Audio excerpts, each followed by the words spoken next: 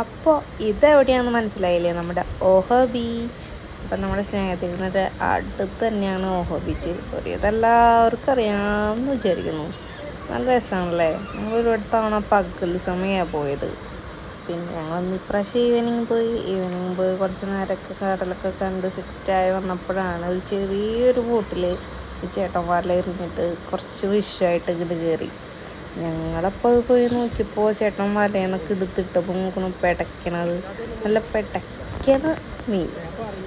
അപ്പോൾ ഞങ്ങൾ എന്ത് ചെയ്തു, വേഗം സെറ്റാക്കി ഒരു കവറൊക്കെ സെറ്റാക്കി ഞങ്ങൾ ഫിഷ് അങ്ങോട്ട് വാങ്ങിച്ചു. നല്ല അയലയും നല്ല കുറേ വെറൈറ്റി കുഞ്ഞ് എന്താ ഏട്ട, കുഞ്ഞ് സ്രാവ്, പിന്നെ അങ്ങനെ കുറേ കുഞ്ഞ് മീനുകളും അങ്ങനെ വെറൈറ്റി നല്ല ഫ്രഷ് ഫിഷ് അങ്ങനെ ഇങ്ങോട്ട് വാങ്ങി.